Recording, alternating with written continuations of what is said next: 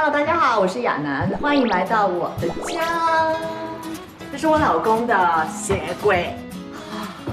其实身为一个男人呢，鞋子还算挺多的，但是呢，他穿的最多的是哪双鞋呢？最史上最破烂的拖鞋。身为一个男艺人，而且呢是各种不同的活动啊。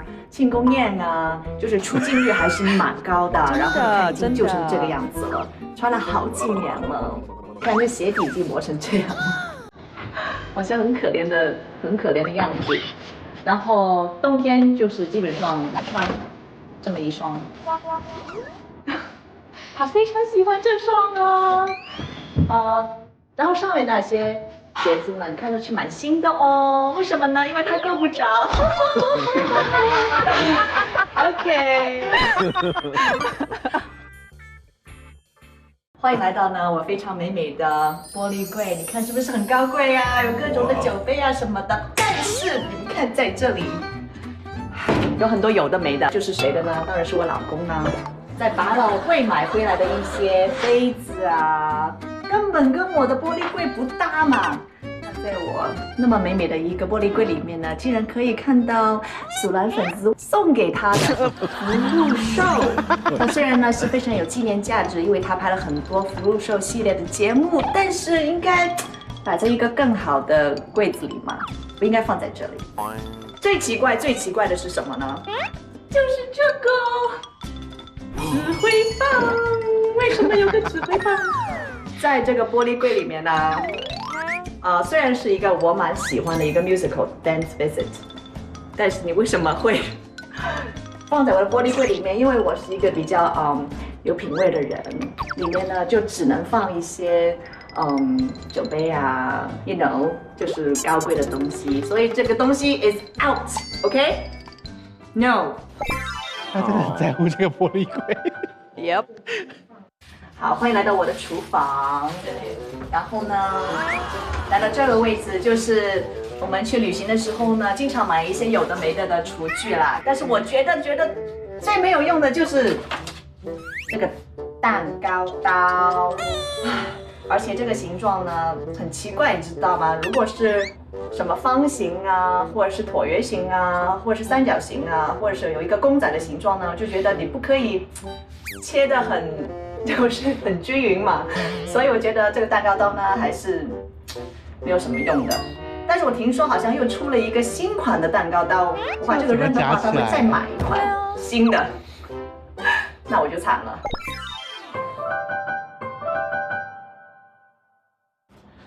好，我们来到这里了，就是我们的环保大使王祖蓝先生，他非常热爱环保，所以呢就买了很多厨余机，这已经是他第3部厨余机了，因为之前2部呢都不好用，而且坏掉。那这部厨余机呢，我觉得样子还蛮好看的，就让他留下了。没有想到一拆开也是坏的。然后我觉得王祖蓝先生在环保的路上太坎坷了，所以我觉得他还是不要再买厨余机了，换个路线吧 ，OK？ 接下来这一步呢，是祖蓝应该会恨死我的，如果我把它捐出去的话，因为他非常的有童真，他很喜欢在家里开 party， 而且呢，请大家吃雪糕，这是他买的第2部雪糕机。第1部呢是超大型的，就是有3个这个口的。那给我吐槽之后呢，他就买了部小一点的，但我觉得还是很占位置啊！你看我厨房啊，多么的有品味，多么的美，然后就突然之间有一部那么大的雪糕机，所以我还是要把这部雪糕机带到现场。I'm so sorry。我觉得整个影片当中，亚楠都处于濒临崩溃边缘。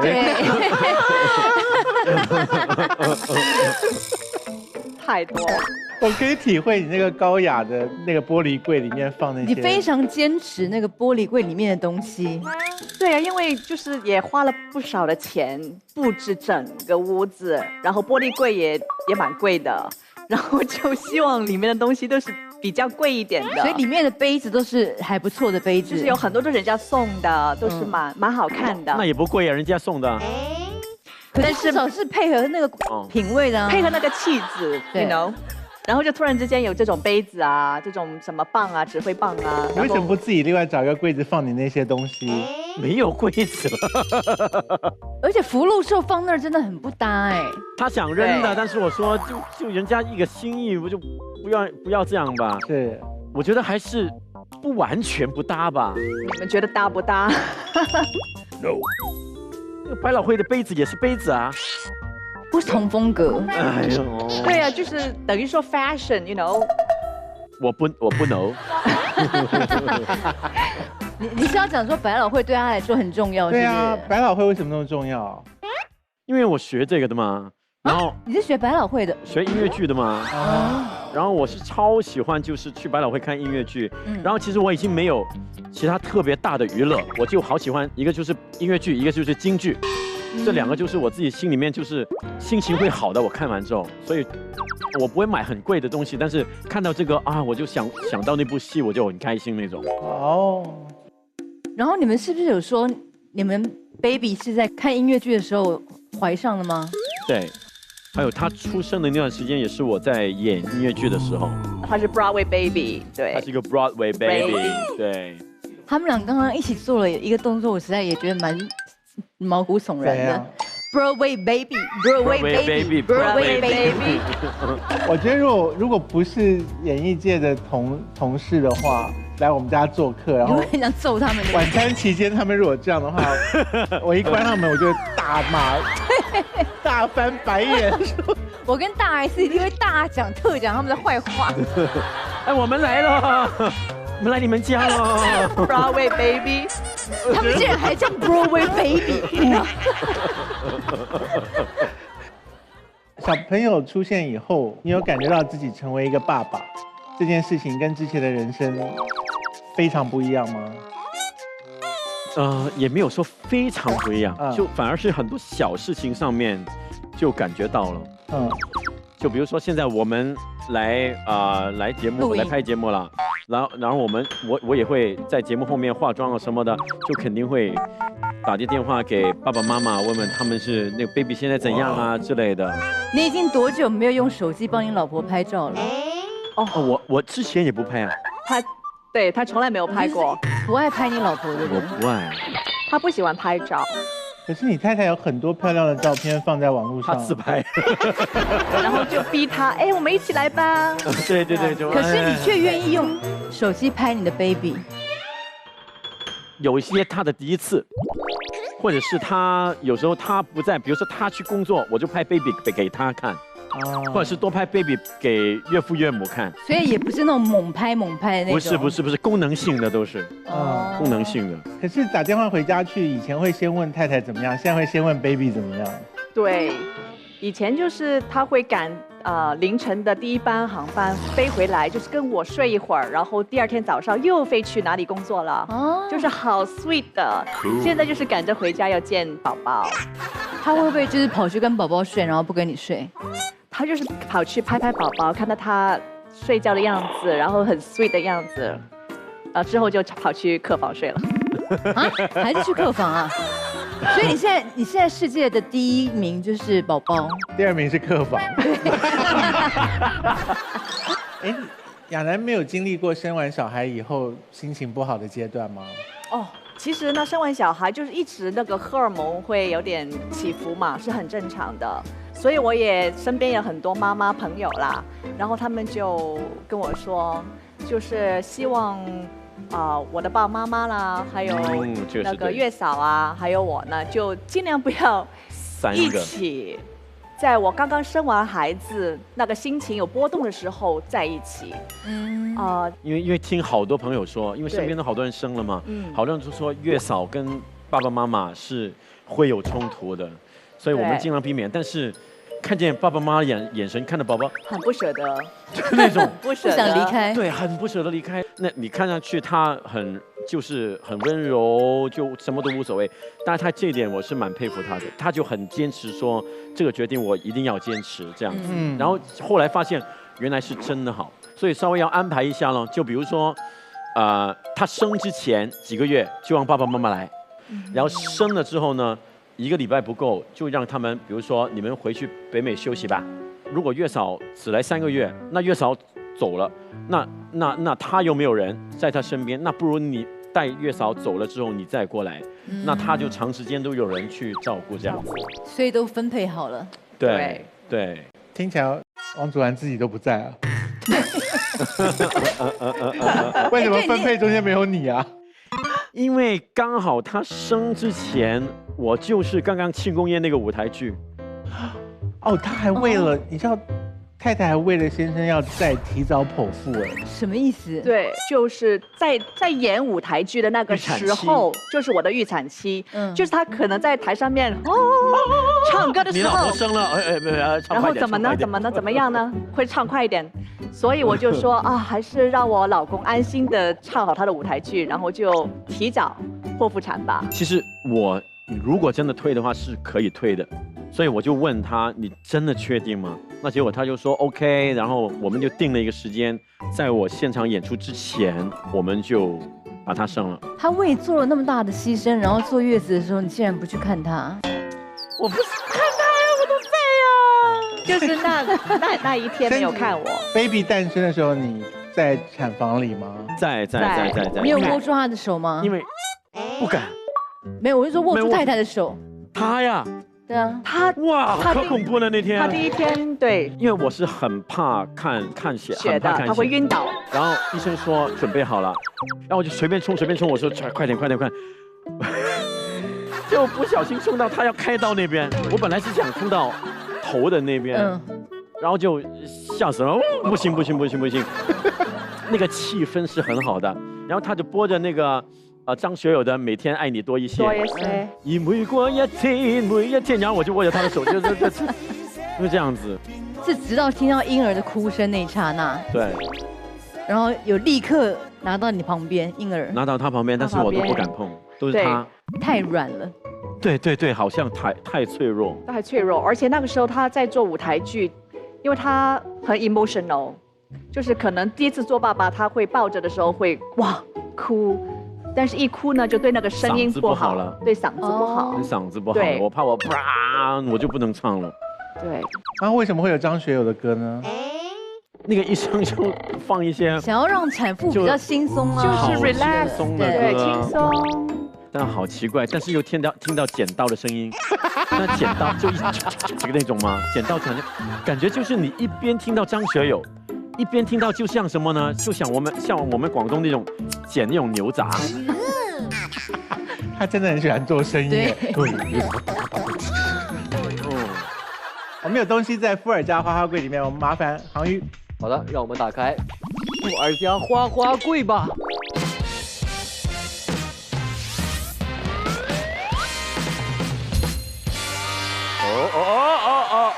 哦 no！ 来把那最上面那个怪东西拿过来。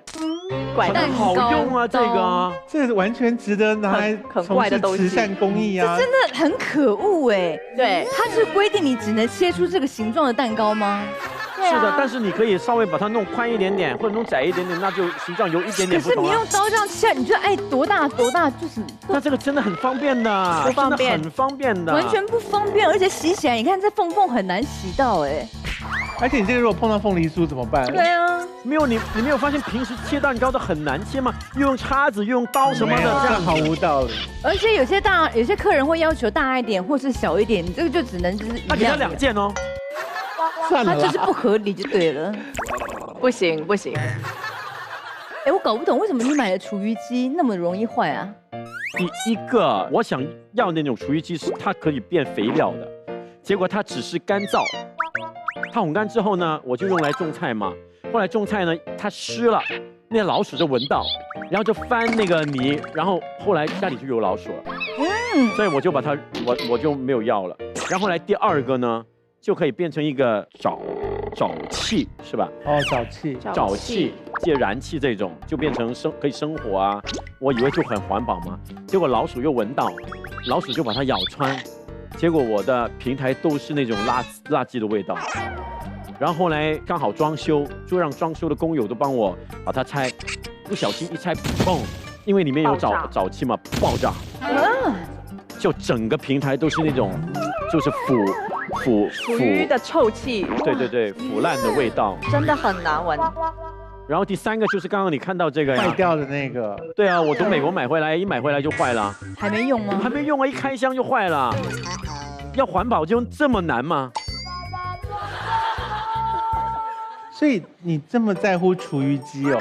我就相对来说比较喜欢环保，就比如说我就不用那些保鲜纸啊，就我们家里冰箱里面都是一个盒自己带的。然后那个冰淇淋机真的是为了 party 买的吗？真的为了 party 买的啊？真的有办法成功做出来冰淇淋吗？哇，好多时候他们一来就排队了。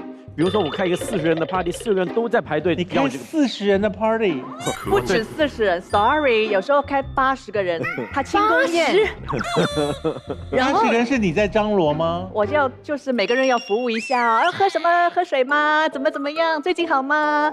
然后他就说一声，而且要洗机器是最麻烦的。谁要洗？就是他们 party 完了之后，我要晚上洗啊，然后你洗？没。我还有那个阿姨会一起帮手洗，对。我以前还有个大的3个口的，对。但现在可以要求巧克力冰淇淋或者是牛奶冰淇淋。对，还有对 twist 的都可以。那现在因为有宝宝了，就把大的那个拿走了，就放这样一个小的。然后你在 party 里面供应冰淇淋有什么特别的原因吗？特别开心啊，因为大人也好啊，吃冰淇淋就变小朋友了，特别心情也特别好。小朋友来到玩这个也觉得很好玩啊。是，可是你太太就会觉得很麻烦啊，就是麻烦，而且那么大一个 machine 在我的厨房里面。但真的好玩啊，好开心啊。我觉得很开心，我觉得一般。真的吗？你老婆不开心啊？你是视觉觉得不好，还是洗的时候觉得不好？视觉还有洗都很麻烦啊，而且 party 不吃冰淇淋也不会怎样啊。在家里可以吃到旅行的那种软冰淇淋，多开心啊！那我去旅行干什么呢？就家里就可以，带家里就可以了。他们终于开始吵架了耶，总算有一点夫妻的样子。亚楠的人性出来了，你有温度了，你刚刚到了60度，太棒了。Excuse me， 我看他们两个这个样子。这一题可能行不通吧？你觉得他太太会好好写吗？哎呦，在考试呢，在考试呢，好紧张。写得出来，真的吗？那你跟主然聊天，我去请亚楠写啊。这样怎么可以安心聊天呢？随便聊。我们可以聊什么？所以你跟你老婆真的不吵架吗？不是不吵架，是她不懂还手。就是一开始我还是有点发脾气那种，但我发完脾气之类的，他最终就是没感觉。那你对着一个木头，你吵来干嘛？就是有时候觉得比较讨厌。哦 ，OK， 好，谢谢你。OK， 太有趣了。OK， 你就随便聊完了吗？聊完了。打发时间而已。打发时间。也挺舒服的。就随便聊聊。我跟你讲，我请他夫人写这个嘛，然后他夫人写了这个答案呢，怪吧？很奇怪，是我们没有想到的事情。啊，怪有什么怪怪的？主安，我如果说请你太太写一个她最讨厌的你的行为，你第一个想到的是什么？哦，起床。起床？为什么？就是跟他在一起的时候就很难起床，他不在的时候我就可能自己能醒的，但他在的时候老是就是在床上翻来翻去都不愿意起来。还有就比如说他准时叫醒我了，比如说5分钟，5分钟之后再叫就5分钟，就叫了可能1个小时。那你这样工作不就会迟到吗？他就会早一点叫我。对，好辛苦，每天从凌晨3点开始叫，就叫到7点钟。有时候凌晨4点5点啊，他都挺惨的。主安不是起床，再来一个，不是起床，对，还有啊，还有更严重的，对，还有一个，我有点吓到。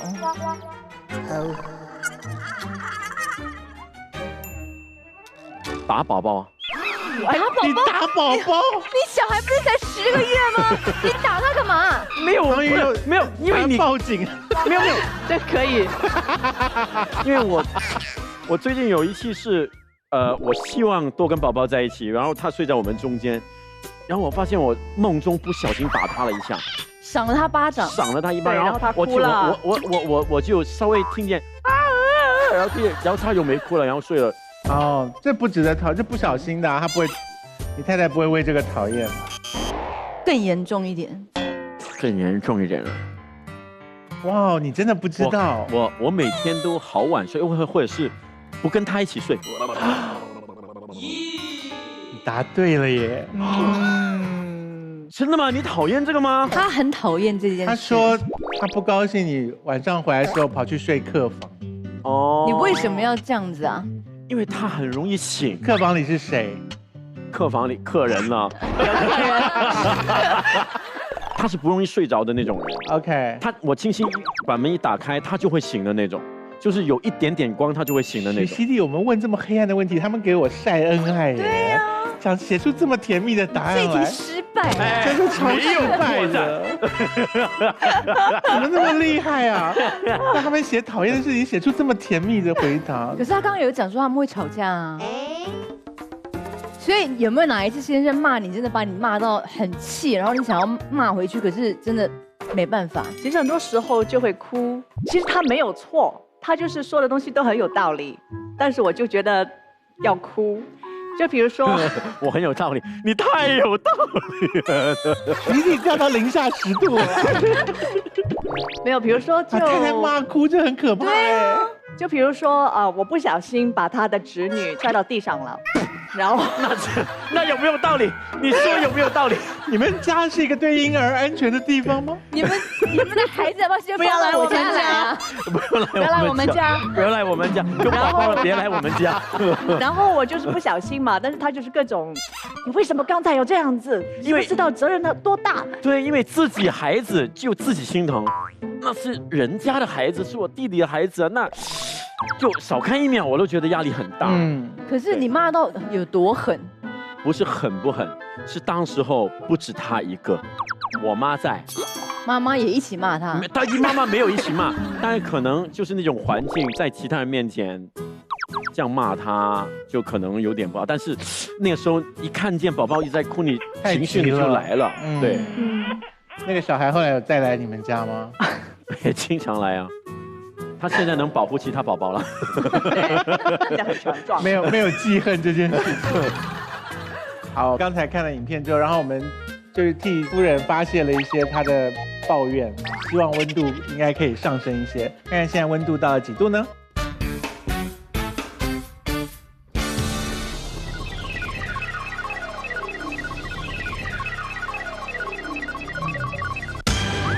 ？75。上升了一点，上升快40度，所以刚才是有什么温暖的地方吗？我觉得是让太太讲出她心里的一种抒发。我觉得抒发在婚姻里面很重要。对，而且我还蛮佩服丈夫回去一直认真的询问太太说今天的感受是什么。这一点真的蛮贴心的。所以你收工虽然很累，都没有力气卸妆，你还是会想办法跟太太聊一下天。尽量也会问，这样子才可以保鲜。对。请问今天他说了不喜欢你去睡客房之后，你会接下来都睡他旁边吗？还是有点纠结，因为我真的很怕吵醒他。他就愿意你吵醒他呀。好了，想想吧，还是吵醒他吧。对啊，他是甘愿被你吵醒啊。那吵醒他吧。喂，我回来了。也不用那么大声吧。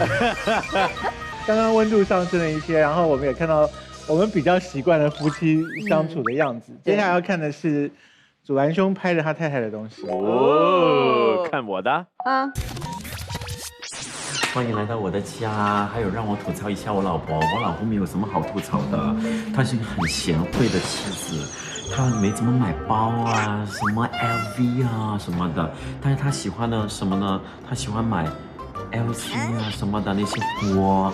你看一下啊，他有一个就是管理房子的哲学，就是在家里呢，一进门的时候什么都不要看得见，你才觉得我想回家。OK， 所以你看这里是不是很干净？好干净，好干净。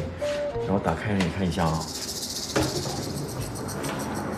他不喜欢买包，但是他最喜欢是什么呢？买锅。锅，锅，锅，锅，锅，锅。还有，你别以为这样就没有了。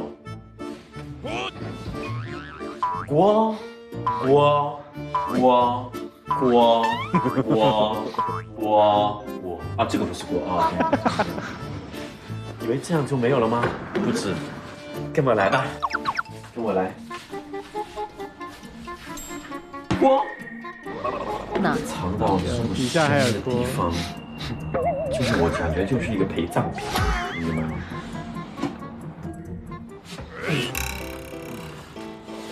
不是假哦。他买回来以后呢，他发现呢，就是这个锅呢比汤更重，他拿起来都好难，所以结果呢，他就没有用。嗨，好久不见哦。那个锅真的很重，最近怎么样？要做给40个人吃之类的。对。干嘛呢？浓缩就是精华，对不对？请看一下我们这个衣帽间吧，这边我的，OK， 这里就是他的。也不算很过分吧？不算过分。衣服是他的，镜子是他的，这个有密码锁的保险柜也是他的，就是告诉我这里都是他的私房钱了，然后我也没有办法拿得到，为什么呢？我是没有密码的。还有什么呢？它上面有一个指纹锁，也没有我的指纹的。有一天。他手指脱皮了，他的指纹开不了这个，他也忘了密码，他又脱皮，结果是什么呢？就换了一个新锁了，整个门爆开了。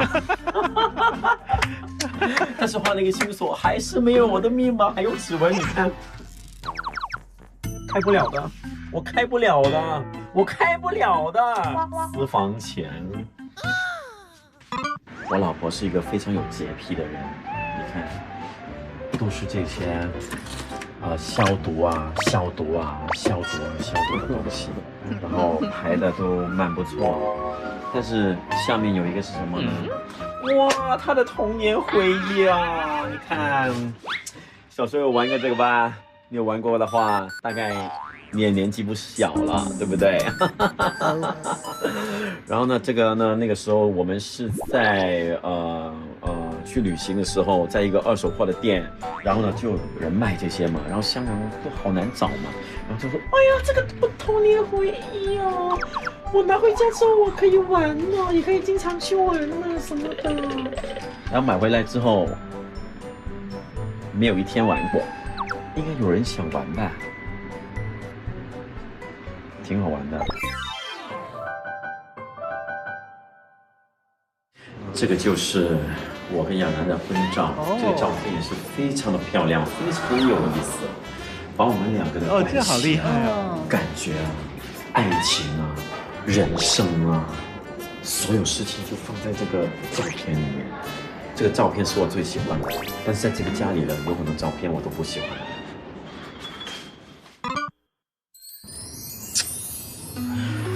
哇，太浪漫了！这个我也非常喜欢的一个照片呢，把我拍得那么帅，把它拍得那么美，然后就是我们爱情的见证。但是，请看一下，这个浪漫的照片是随便放地下的啊。OK， 还有你看一下这个照片的相框已经锈了，脱毛了。就15年到现在，他都没找到地方放这个照片。然后他一直说，我每天睡之前也要看一下哦，这个照片不能换，好有纪念价值哦。但是有纪念价值也可以干净一点吧，也可以没有细菌吧，也可以不用发毛吧，对不对？你想再换一个之前，麻烦你找到一个地方把它放好 ，OK？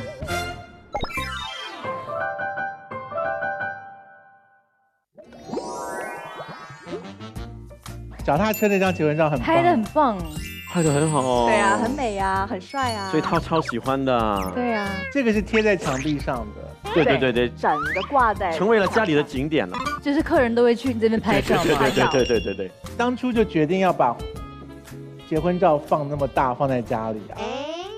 对啊，我决定的。对，因为他看一个韩剧。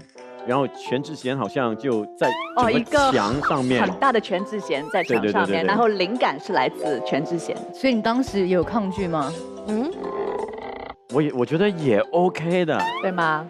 对，所以跟冰淇淋的作用一样，功能一样啊，来着就开心啊。为了服务大家的，个人会开心。还有真的拍的挺美，放墙上真的不错这个。但是那一幅也是很浪漫啊。是浪漫，但是。我觉得就是要放好，你是希望它挂起来，是不是？对啊，其实可以很随意。我看很多国外人他们的照片都是放在地上啦，就是很随意的。你讲的没错，我很喜欢把画随意的放在地上，对，靠着墙，很有味道，很有味道那种。真的吗？对，不用就是一定要放在哪里挂起来，反而会变得有点俗气。所以这个照片就互相的观感不一样。然后锅子，你觉得有什么问题吗？锅子真的不需要这么多哎，是吧？是吧？就一个炒的，一个炖的。但是我也为了服务他的朋友，有时候我煮的最多是20几个，就是每一个人都吃得饱饱的。20几个人一桌菜是你煮的，都是他做。一桌菜，然后真的是有那么多锅。如果你那么爱开 party， 然后他真的有做菜的话，那你就没办法抱怨了。对，是你的朋友，我有服务，然后你要把我的锅扔掉，什么意思？20几个人，每人一个锅吗？他要做很多菜啊。有一些我都没见过，你用过啊？我有用过，忘了。是吗？有些是看起来没有用过，全新的样子。那个最大型的那个你有用吗？哦，那个就用了几次。太重了。其实我有点冤枉，因为我本来打算买32寸的锅，他叫我买36寸的锅，因为他说你买大一点无所谓啊，我反正汤你煲多少汤我都会全部喝掉。我以为他是因为什么？因为他重所以不抬回家吗？我说无所谓啊，我们还有位置啊，我们应该还够的啊。所以是你鼓励他买的？他鼓励我买的。没有，我是鼓励他，但是鼓励他去完成他自己的梦想。那个装潢的风格，他喜欢通通都藏起来看不到。是的，这个 OK 吗？就现在真的不敢买太多的东西，就是如果他不是这个要求的话，我就可能买多一些手办啊、玩具啊什么的，买了再算吧。是，但现在这样子就真的有一点不敢买。可是你们俩都是洁癖吗？他洁癖，我没有洁癖啊。可是你不是说他一定要洗完澡才能上床？他一定要洗完澡，然后一定要我洗完澡。比如说已经洗过一次澡了，你出去一下几个小时回来，你又要再洗一次。他觉得你出去过了，你就是有细菌的了，你就是不干净的了。是他这样讲，他觉得我这样，但是他是双重标准呢。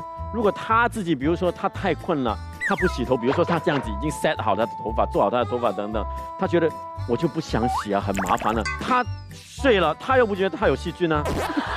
没有，我说那为什么我有你没有呢？头只是那么一小部分，但是你下面那么大部分都是菌。我哪有你大？然后我就是这里是菌。所以他叫你洗，你就要洗吗？那就要。难怪你睡客房。那所以为什么我去客房？我有原因。因为有的时候你会不会累到不想洗澡？真的不想洗澡，因为我睡在床上面，他又不喜欢，那我就不能睡在床上啊，我又只能睡沙发呀，那我就是细菌吧，这样子。我觉得你这样是对的，合理吗？合理。我改了很多了，就是说你就睡在我的床的那一边，就不要过来，就改了很多了，对不对？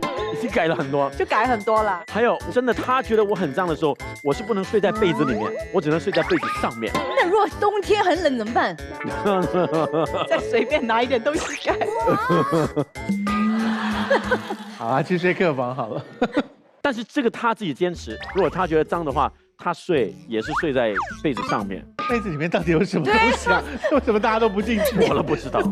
你们俩何苦这样整自己啊？就是干净啊，而且你的脸会放在那个床上面，你就会这样子睡嘛。然后那个菌都吸进去了，不好。后来我发现真的是因为岳父岳母的遗传，岳父岳母是这样。OK， 就比如说去了一个新的酒店，哪怕是，我觉得有多干净，他也会用酒精从头到尾擦一遍。天哪！所以每一次一去，我头2个小时我都不安排节目啊，他们自己先擦一遍啊，很勤劳为他们。然后他一出来就，我们准备好可以出去了，这样子。所以你老婆没有这样吧？他没那我比他好很么多对，可是要睡酒店里头的被子跟枕头可以吗？最好就是自己带，他会自己备我会自己带。自己带枕头跟棉被，他真的自己带枕头、被对子，洗澡的时候用的毛巾呢？洗头的毛巾自己带。他反正不知道他为什么觉得就这样很重要，下面就不重要我。听出来了，好像头部最重要。好像你应该戴一个什么呼吸的面具，这样面罩这样你戴那个躺那个枕头应该就比较没有。对你好像很怕吸到细菌的感觉。对对，或者有时候就戴口罩算了，真的太累的话。我们2个如果有一个人病的话，我们2个都戴口罩睡觉。我说如果我病了，你不想我睡客房，我跟你一起睡，我又不想传染你，那我们2个就一起戴着口罩睡。这个还蛮奇怪的。哦，真的吗？他可能真的没怎么传染到啊，所以你们俩很少生病，是不是？少一点点，因为现在我们打疫苗什么的嘛，没有感冒，可是可能别的方面有病啊，就是不是精神病。好，我们刚刚看影片之后呢，富尔家花花柜有东西要等我们看喽，麻烦航宇。好，让我们打开富尔家花花柜吧。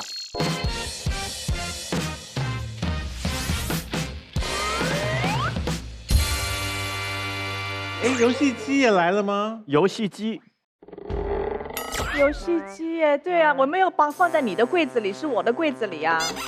那你不用啊，没有用啊可，是魔术方块很好玩哎。对，童年回忆。但没有真的玩啊。那就像我喜欢那个冰淇淋机的感觉啊。那个很大台哎。那我也觉得啊就这个小台，这个只有那么小，这看不顺眼。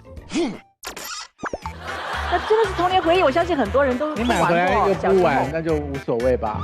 对你既然不玩的话，就我也很难帮你说话哎。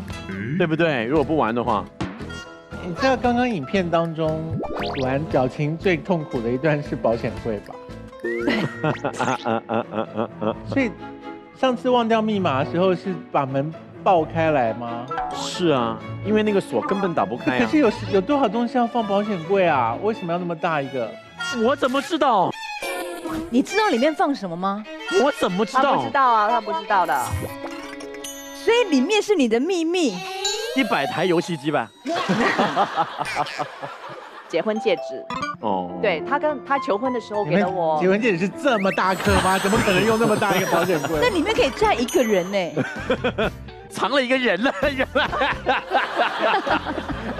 你干嘛不给你先生的密码？我就觉得他的钱就他自己管嘛，然后我的钱我自己管嘛，我的钱现在都是你的。对。然后就身为一个女人，需要一个小小的部分，就是有一些秘密真的属于我自己的，就是小天地没人看过的。你先生真的没有看过里面的东西？有一些我真的没看有很多东西都没看过啊，我没有打开来我哇，真的没看过。没有啊。你会不会被人家骗了，买了什么你以为很值钱的东西放在里面？可能有一些那个 coupon， 什么那给我拿出来用啊！美容院 coupon 啊 coupon 你也放在里面，我就会打开来拿出来用啊。那为什么要放保险丝？这么麻烦。就是有些就是 coupon， 我怕他会骂我，因为我经常给人家骗，然后就买了一些什么洗车的那些 coupon。主人真的常常骂他，是不是？嗯，他被骂到吓到把 coupon 藏在保险箱里。其实可能有时候是我不能对着那个人骂，就不小心就发泄出来了。就其实我应该骂那个爹，你干嘛去骗他？所以他可能就是因为被你念过以后，他就很害怕，就把别人上当的东西都锁到保险箱里面去啊。我想大概已经都过期了吧。有一些应该过期，那就算了吧。算了吧，留着纪念，提醒一下自己还是好。对，每次打开的时候不会被骗了，下一次。今天拿来的这几个锅子，你 OK 吗？我觉得那个大的锅子可以捐，我觉得那个玻璃的锅，我觉得还是蛮好的。那张结婚照来了耶！是要捐出去吗？那个结婚照？结婚照我不要了。但是我觉得你要不要换一个，就起码你换一个不锈的相框，或者是还有，其实那个婚照其实里面已经鼓起来了，因为里面我感觉已经发毛了。那就再洗一张就好了。对啊，我再打印一张就好了。现在那么方便，那为什么一定要这个？除非你会帮我再复制一个。是可以复制，不是那就无所谓了，只要就是这个样子，差不多就对不对？哦，但也不要差太远，就是这种感觉 ，OK？ 那然后那框就差不多跟这个一样。对啊，应该也差不多呀。那这样可以捐了吗？对，他如果会复制一个，我就可以捐。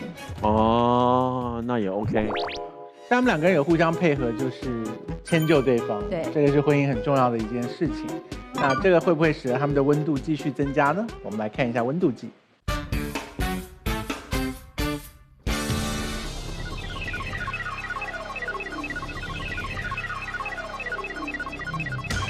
哦，95分，好高哦，好温暖呐！呀，给了很多夫妻一些启发吧。你知道他为了生 baby 有完全戒掉红酒哦。对，我很喜欢喝红酒，还有咖啡，然后就怀孕的时候就要完全的戒掉。徐熙娣，我怀孕的时候也没有喝啊。看着我。医生说1-2杯 OK， 1口2口 OK。真的吗？而且我3个女儿，你看多好啊！真的。对啊，也没怎样。所以不用真的完全戒。不用，但是当然不可能就是每天在那边狂喝啊。那你有像她一样会跟婆婆相处吗？我非常会跟婆婆相处。哦。我自己也不花钱在我自己身上。可是只要是我婆婆生日，我就买就是珠宝啊，然后包包啊，然后带她去旅游啊，带她吃好吃的餐厅，就是我很乐意花钱在她身上。所以你认为，如果亚楠要跟你比赛，她并没有赢你很多，是吧？没有啊，就是我们拍拖的时候，我也买各种的包包啊。你买过几个包包给你婆婆？2个吧。输了。我大概20几个吧，才2个而已。那还有其他东西啦，有围巾啊。围巾？你有买过戒指给你婆婆吗？再说下去，我还是各种输。对不起，我要平衡一下大家的视听，就是请不要以花钱的程度来决定你有多取悦你的婆婆，就是表达关心重要过一切，千万不要把物质的东西当成是唯一的跟亲人相处的方法。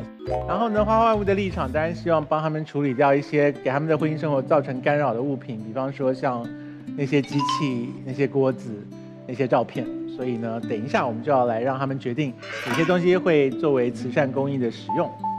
好，航宇，请你把伏尔加修复车带到我们的舞台吧。好的。我们要请我们的来宾呢，从伏尔加修复车上面选择一部分的物品用于公益，同时呢，伏尔加修复实验室给大家介绍一些物品相关的修复小技能，通过修复让更多的物品变得更有温度。来宾请移驾过来吧。我真的今天第一次看到冰淇淋机本人那个，所以就哇塞，里面有这个哎，有酱，就连这也一起附送，都可以，都可以。这个粉开的也可以买那种直接是酱来的，对，都可以。所以这一台还是功能 OK 的，功能 OK。我们可以让他们各选一样留下来，好不好？好。亚楠，你会选？你小心啊！我告诉你，有可能你捐一个，我买3个的。指挥棒吗？没有，我选我自己的。对，你选你的。我自己的。留一个。还有那边那个照片，还有什么的？照片他已经答应帮你再做一张了。对，照片还是捐给大家吧。好。那个锅，那你要留哪一个？锅。那个吗？你刚才就是想留这个，是不是？那个是蛮有，这个也好漂亮。对，这个是限量版哦。那你留这个嘛？你看到吗？而且它这个 size 很好炖东西，对，红酒炖牛肉，对，他真的是拿这个红酒炖牛肉，然后真的好吃，很好吃，下次做给你们吃。好我，真的不懂锅子有什么好限量版的，就是因为它上面有爱心啊，有这个，然后呢怎么样呢？ Taste of the World， 这要留这个。那留这个吧，留这个吧。哎，祖蓝其实只有指挥棒跟杯子跟冰淇淋机嘛，对不对？对，还有这个，那我们就让夫人多留一样，然后祖蓝一样都不要留。好，我留，没有啦，没有你你了。再选一样留好了。我快开 party 啦！没有了，没有了。 I'm so sorry。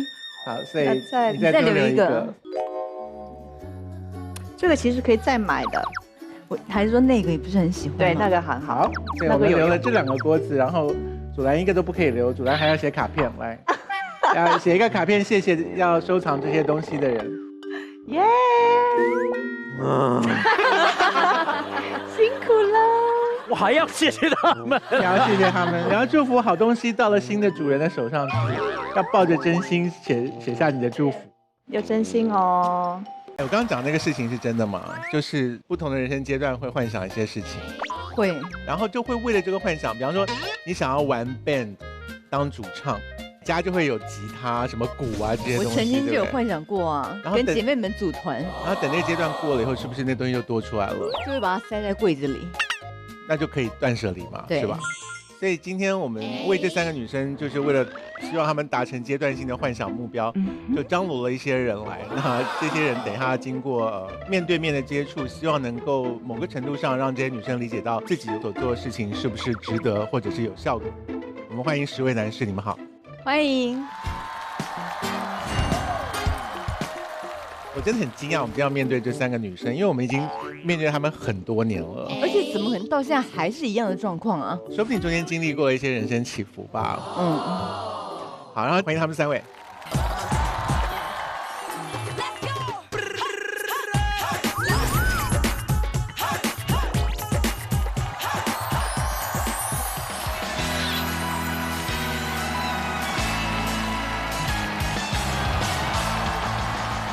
康哥好 ，S 好，欢迎欢迎，大王请坐。赶快坐好。不要节目一开始就膈应我好不好？不是你为什么来纠缠我们呢？哦，没有啊，因为我是你唯一的接班人，他唯一的干女儿，我不来谁来呢？等一下我有一件事想要搞清楚，请说。就是听说好像在某个地方办了一个什么《康熙来了》接班人的活动，是有这件事吗？成都啊，而且你们2位都在场哎。我在场，你是后来演唱会有在场，但康永哥是亲手颁那个奖给我的人。我们那时候是康熙的巡回演唱会嘛，对，然后就有一个这个活动，然后大王就得到了冠军。所以接班人就是接我的班嘛，因为他们是女生、啊。没有说接你的班，是说接陈汉典的班。哦，对啊，所以他只是陈汉典，我是你 ，you know？ 你凭什么？这是我公认的，我是公认的。你很久没有见到甜甜了吧？你说我啊？我干嘛见他？哦，因为你知道，通常很难得，就是像你跟林志玲都不同台的意思一样。你是说王不见王的意思吗？嗯哼，我不是不跟他同台，是因为他现在已经退出演艺圈了。林志玲小姐的。当然恭喜她的婚事，可是她结婚这件事情也让一些女生重新察觉自己是不是想结婚。如果不想，当然没有问题；可是想的话，好像她们就会有一些压力在。那这3个女生呢，今天来到这里，就是想要让我们看见她们准备了一些小小的心思，有的藏在家里面，有的穿在身上，到底有没有效果，我们会研究一下。那凯乐，大家比较知道你的另外一个名字是蝴蝶嘛？对。可你现在叫凯乐，以前叫蝴蝶姐姐，现在叫凯乐，但是你们想要怎么称呼我都没关系。你们可不可以有一点骨气呀？没有，因为今天是我人生当中的第1场联谊，我非常非常的期待，很兴奋。你人生第1场联谊吗？因为我大学的时候就交了男朋友呢，我就都不能去参加联谊的场合，然后后来就当女明星了，所以我就没有机会。徐熙娣，你那边怎么了？有苍蝇啊！有苍蝇。大王，请问你的歌声有带给你任何帮助吗？有我有挺多男生一开始就会从我的歌声入手，他要怎么从你的歌声入手？就会给你发信息啊，他把手伸你嘴巴，我在那儿唱手直接进来。可能约你去唱歌吧，是不是？对啊，在 KTV 里面，就是我看到有就是心仪的男生，我可能就会一展歌喉。例如，就比如说吴青峰有一首歌，那个我好想你，好想你，却不露痕迹，就是唱这种歌词有点好像跟你互动的那种意思。你刚刚唱的时候在瞄谁啊？就随便瞄了一个。可是对方有人拍手了，刚刚有被那歌声打动的举手。还好只是命中2个而已啊。还好可是我发现你的歌声比较会吸引年纪大一点的男生呢。没兴趣吗？我这种声音？还挺有磁性的。对啊。所以最近单身多久了？最近半年吧。那还好。所以上一个男友是怎么分的？上一个男友他就突然跑回自己的城市，然后就再也不回来了。总有个理由吧？他就跟我说性格不合呀，什么你讲分手理由总都是这些，所以你没有追过去？我没有，我一开始我去他城市把他追过来的，然后他自己又回自己城市再也不回来了。我觉得我再去的话就有点，机票太贵。你半年，然后甜甜单身多久？6年。有那么久吗？对，就是你们知道那个到现在。那个演艺圈前辈的儿子吗？对，到现在。他之后就没了。对。对，半年6年，然后凯乐单身多久？1、2年。1年还2年？1年半。1年多。所以上一个男友是你把他甩掉吗？不是，是他在我生日的时候跟我分手。为什么要选那一天分？我生日的时候他就送我一个他手刻的橡皮擦，上面就刻了一个我。刻在橡皮擦的我，你要打开那个包装纸才会看得到。他就写一张卡片说我是他想要藏起来好好珍惜的女生。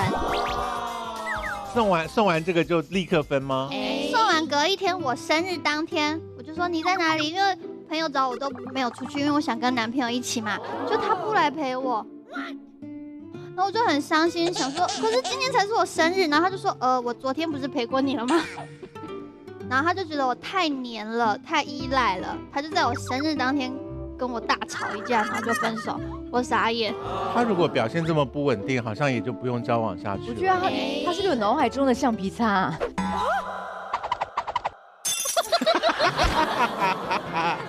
失忆了，他是不是忘了昨天的事？对啊，我就想不懂。但是后来就是分了大概差不多1年吗？我才知道他同时有跟别的女生在暧昧啦。对，暧昧约会。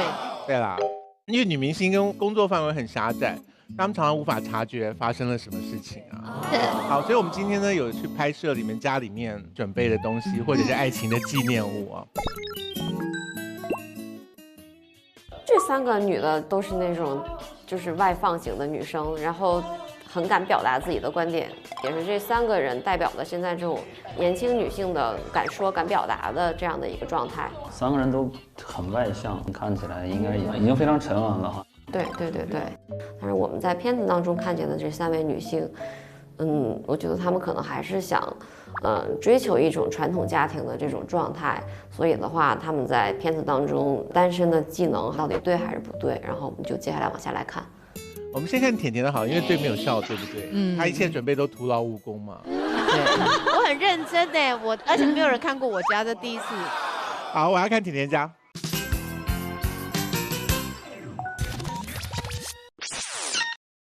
本期我们将会看到3位大龄单身并且渴望恋爱的女生的家，她们分别从家中带来一些觉得可以帮助自己恋爱的物品，但是这些物品究竟会不会起到助攻恋爱的作用呢？她们的恋爱观到底是否正确呢？让我们一探究竟吧。嗨，大家好，我是康熙来了的常驻嘉宾小甜甜张可妮，也是康永哥唯一的干女儿，更是小 S 唯一的接班人。大家想我吗？好了，我们看到这边就好啦。谢谢。不要这样。今天在这里呢，要给大家看我家，这是我家第一次曝光哦。哇，好多东西哦！哦，好可怕哦！哪会啊，梦幻。小甜甜，你们家的客厅也太少女了吧？能看到的角落竟然都塞满了娃娃。我要给大家看我的同居人。这是我的同居人，第一位党混党二跟大家 say hello。他们是我的同居人，然后我们一家3口住在这里。这里呢就是我的 family and favorite 区，就是只有我的家人跟挚爱才可以在这里。映入眼帘的就是康永哥、S 姐，他们就是我的家人。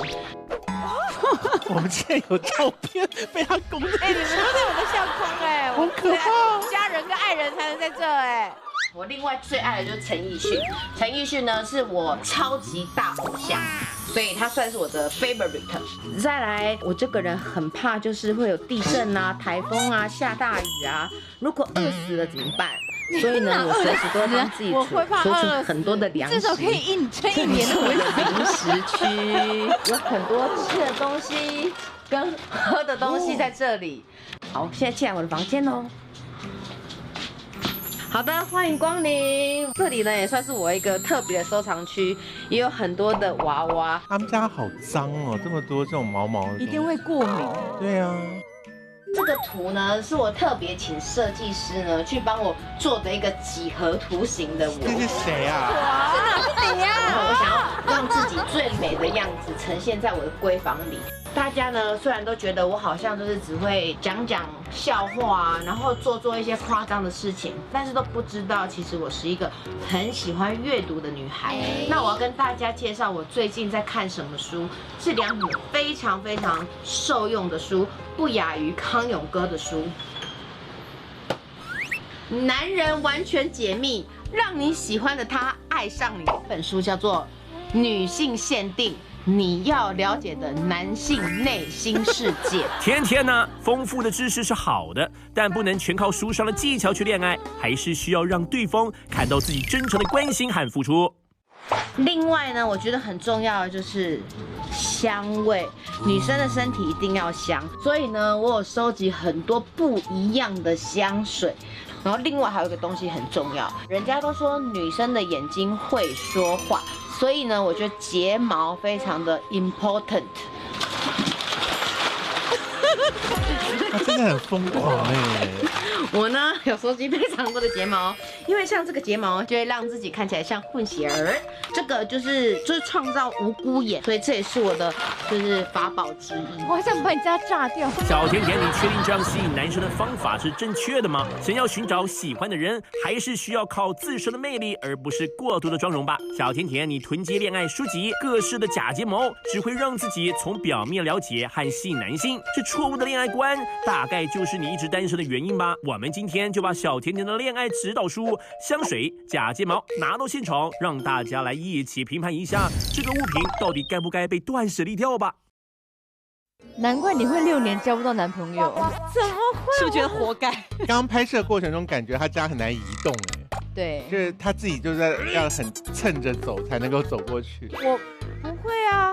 然后 S 跟我看到我们的照片被你镶了框放在家里，没有，我们觉得毛骨悚然哎，就是。然后那个就是只有我的家人跟我的爱人才能在那一区哎。对，如果你在家里有闻到一些点香的味道的时候，你就知道他在家。你怎么知道？我会点香啊，在你们正前方那里我都点熏香，而且那是特别泰国买的哎。好，所以那些狗。是你真的想，也就2只，哪有那些啊？那2只狗是你真正喜爱狗而养的。我是真的很爱狗，就养很久了。其实养狗这一招好像有听蛮多女生和男生说，很有用。对，而且会有一些男生为了想看我家的狗，然后想要来我家。所以为什么没有成功？因为他们就我以为他们就是想要用这一招，然后来看我，但他们真的只是来看狗，他们就是来看我一下，我的发都看一看，他们说差不多了，他们就走了。我不知道，就真的跟狗玩得很激烈，玩完之后就走了。他们就真的来玩狗。大概有几位男士为了以狗的名义去过你家？ 3个。一个是真的很喜欢发抖，然后一个是他有带狗，我们一起遛狗，遛完狗然后下大雨，然后就一起来我家躲雨。那这根本就天作之合啊！一起遛狗，然后下大雨。哦，但是我那个男生还真的帅哦，但是他还说没关系，他站阳台就好，所以他真的，我就很气，然后他就站阳台，然后跟他的狗就一起站阳台，还不来客厅，然后我很难。你到底对人家做什么，把人家逼到阳台去？我没有。然后另外一个就是也是来我家，他就坐着在跟狗一起玩，就真的只有跟狗玩，就3个。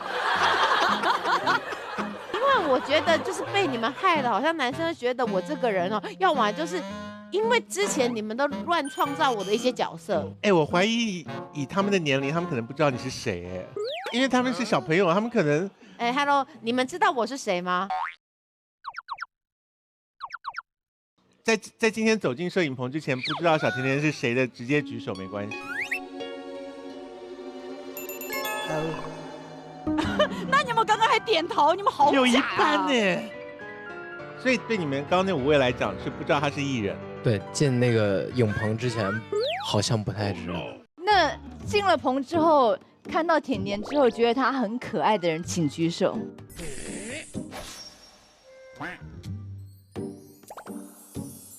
有，谢谢你们。麦克风交给那个白衣服的。你刚刚举手是怎么样？就是我们有共同的爱好，就比如说他喜欢娃娃，我喜欢抓娃娃。我有投资娃娃机耶。请问你的工作是什么？我是学生。所以你除了康熙之外，就是其他这些参加的表演什么的，他们还没有机会可以熟悉耶，所以他们不知道你是谁。因为平常你们都让人家误以为我好像是一个比较犀利，是我们的错，或者是之前有一些摔跤选手来宣传节目，然后你们会跟人家介绍说我是就是台北的代表，然后大家就信了，然后我就跟着一起去打了，然后我真的不是啊，然后很多人都误会。你不是有当过1、2年的摔跤选手吗？没有，你们就都乱传达一些那种错误的观念给人家，然后让大家就很害怕，我到底是什么？请问你床头干嘛要挂神力女超人的画像啊？那是我自己的照片呢，我请设计师用几何图帮我拼凑而成的。我觉得我这很漂亮的状态，然后我就觉得，如果男生看到，应该会很想走进那幅画里面。男生看到就会说，我们差那么多啊？不会。好，刚才的房间里面，我们看到很多粉红色狗，然后吃的，吃的男生应该很喜欢啊。对啊，因为我觉得如果男生来，我希望可以他们在我家一起看影集、看电影，然后默默的我就拿东西给他们吃。你们俩一起看电影，然后一起吃东西，然后你在那边猛吃，他不会被你吓到吗？没有，我一定会先说我不饿，你吃，然后再默默的，然后他如果说你也吃一点，然后在吃的同时可能会不小心有些肢体的碰触，就从这样子开始。对啊。请问去书店买那个书的时候，书店店员就看到甜甜来买这本《如何了解男性的内心世界》，就觉得你好心酸，不会尴尬吗？就尴尬也没办法。我觉得可能因为一直以来我都用错方式在解读男生，所以我觉得我应该要看这种专业的书来。请你告诉我一个书里面教你的方法，你觉得真的可以用的。他们说。如果呢，当男生晚上10点过后打电话给你，找你邀约去他家的话，就表示他根本不是真的喜欢你，只是想要跟你发生什么事情。你还要看书才知道？我真的不知道啊，因为就没有男生10点多打电话给我过啊。那只是保女性安全须知吧？你买的是？我不知道啊，我真的不知道。然后他就说，所以如果当男生在这个时间点才会打电话给你的话，那就不是真的喜欢你。请问10点之前有人打电话给你吗？有管理员啊，因为他真的有啦。可以跟管理员交往啊。换成女的了，真的啦。好了，讲管理员都逼走。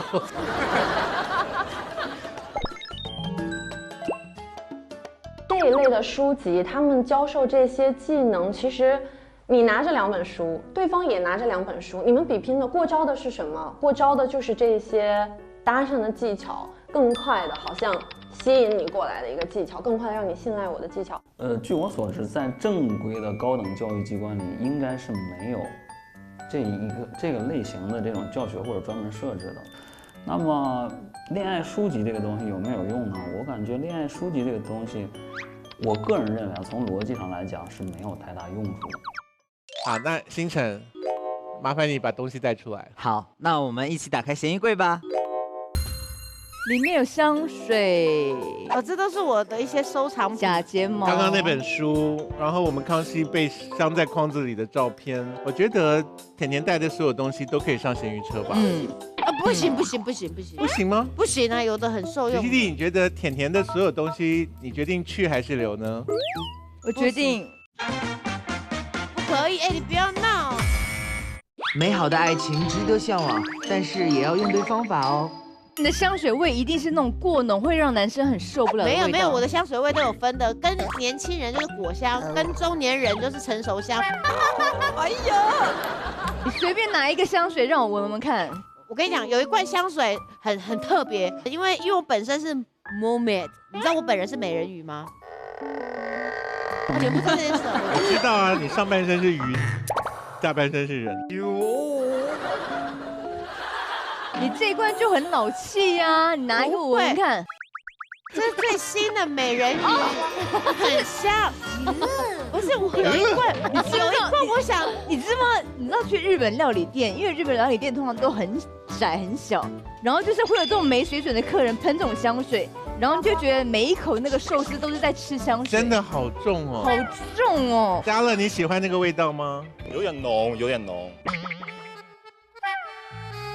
他害羞啦，我刚刚有看他一直在逃避。逃避是害羞啊。你如果跟甜甜交往的话，你同学会接受吗？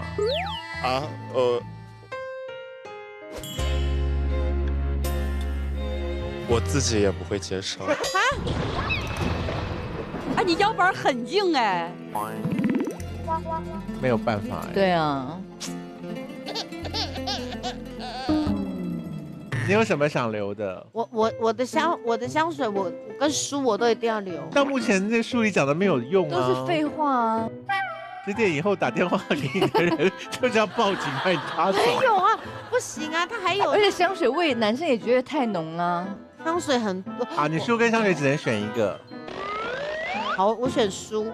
哇，书真的没有用。对呀，选书。真的，我那2本书跟你的书是并驾齐驱的。他们都是在跟我讲话，你讲好话，他们是讲情话。好，所以留书。好啊，所以除了书之外，其他就要上闲鱼车了哈。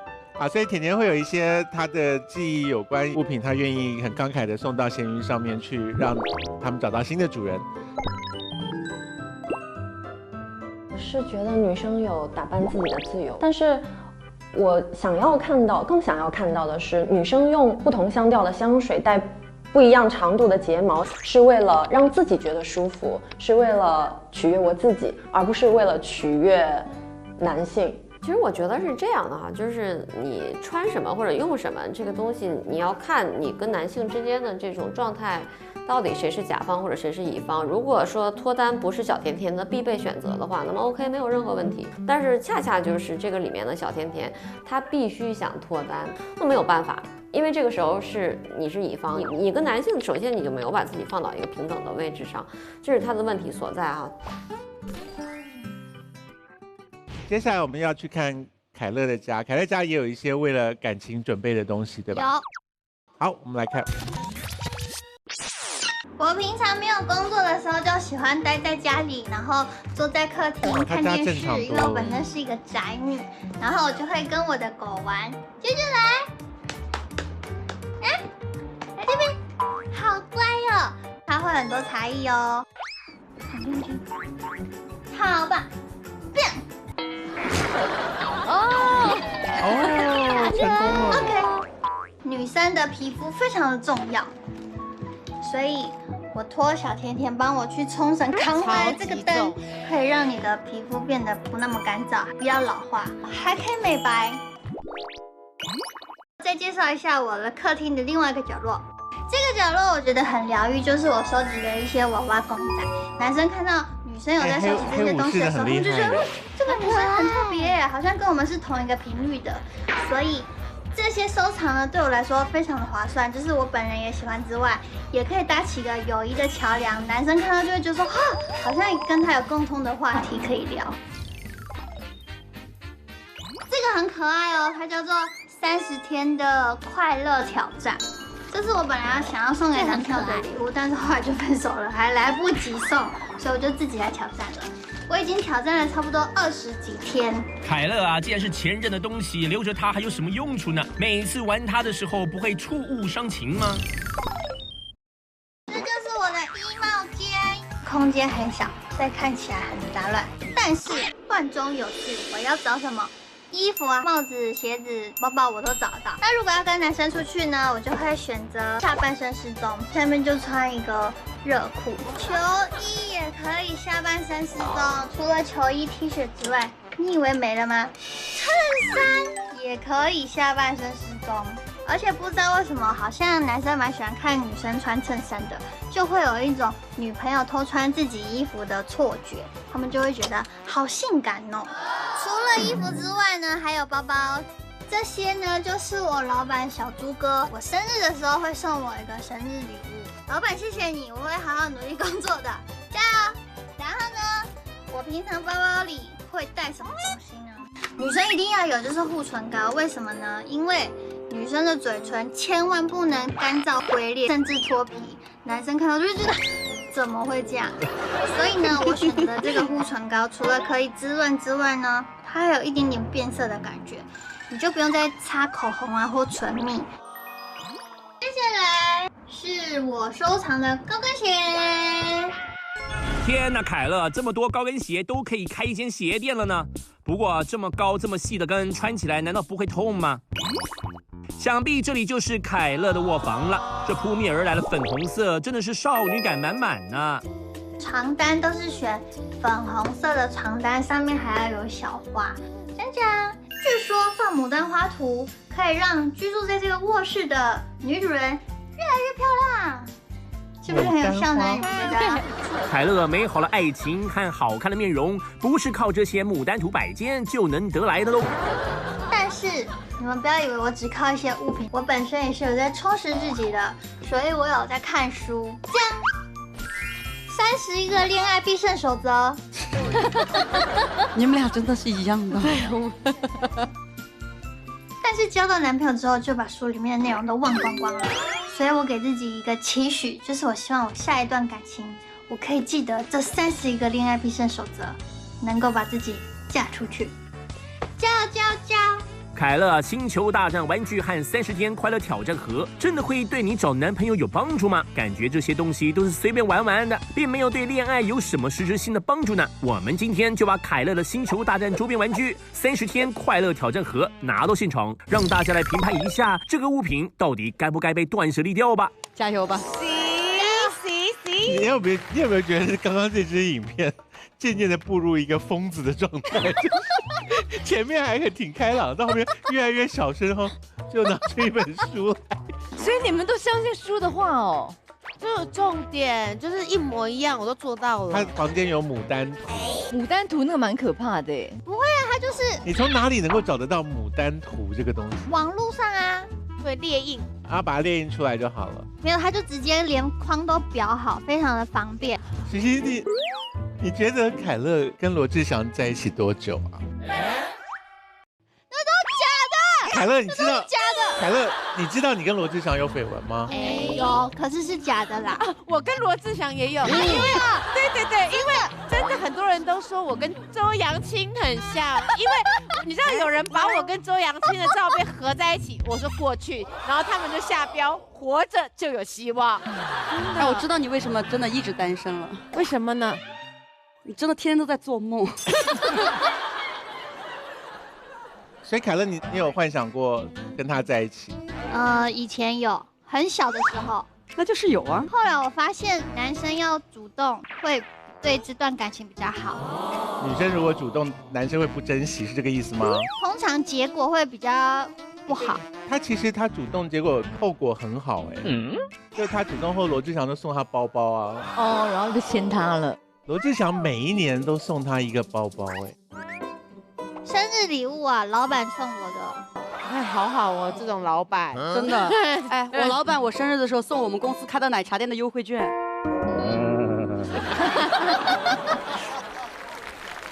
然后那个31招你有背下来吗？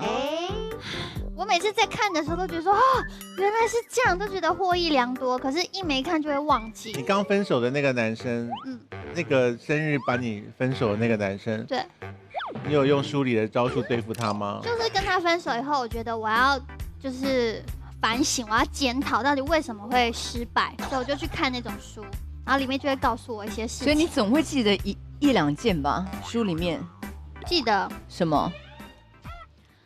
就是我一定记得，我真的记得啦。我想一下，啊，我想起来了，他说男生第一次传简讯给你，你要隔4个小时以后再回。真的？他如果说我晕倒了呢？就是他有一套理论的，但这个是对的，对，因为他不能让他觉得你好像非常重视你的人生，都在等着他的讯息，你已经 stand by 好了。那如果电力公司说你再不回，我就要切掉你的电。没有，就仅限于那个暧昧的男生对象。你会不会一直担心说，万一我4小时后回他，结果他就再也不回我了？那就表示他对你没有那个。会啊，会担心啊。可是我觉得很久不回简讯的人很没礼貌哎，因为男生会跟你玩这种追逐的游戏，他也会再等4个小时，所以一天你们大概只能联系3次，3、4、12。如果你让他等4小时，他通常会让你等6小时。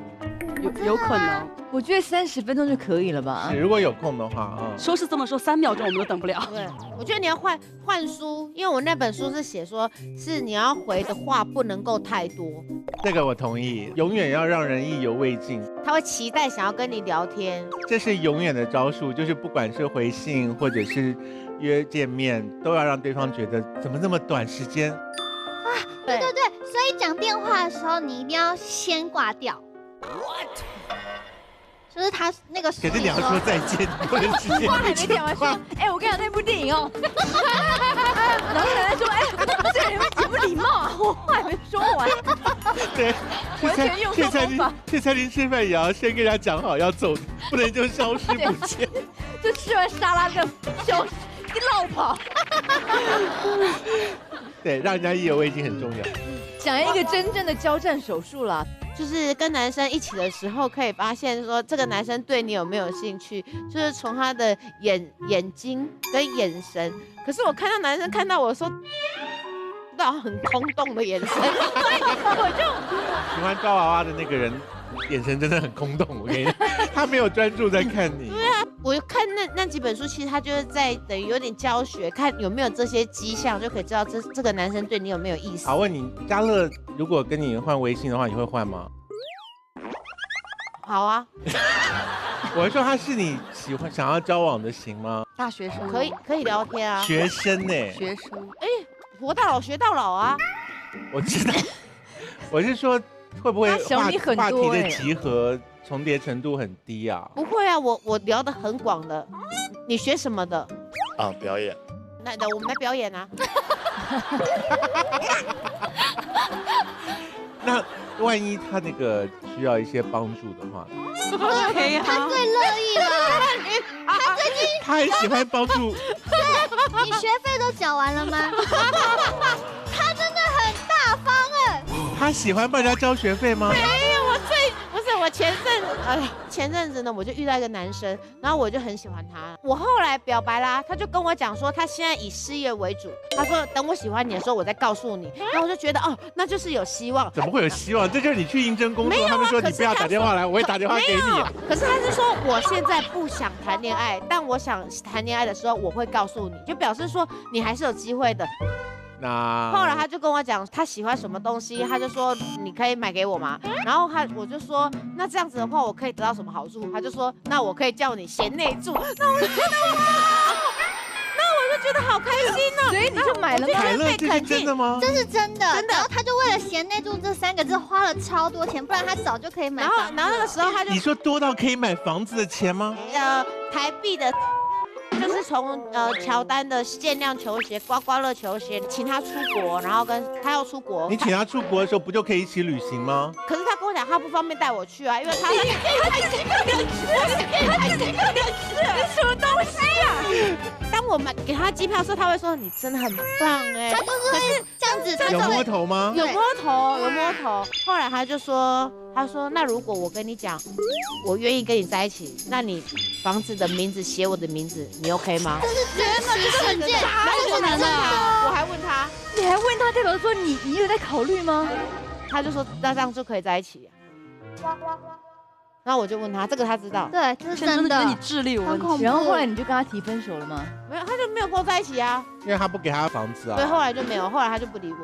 然后近期这个我也觉得很荒谬。近期还有一个，因为他也就是有来我家看狗的，然后我们还有一起去洗车什么什么，就在凌晨约出去洗车，然后我就觉得哇，这个时间点是很浪漫。是什么约会模式啊？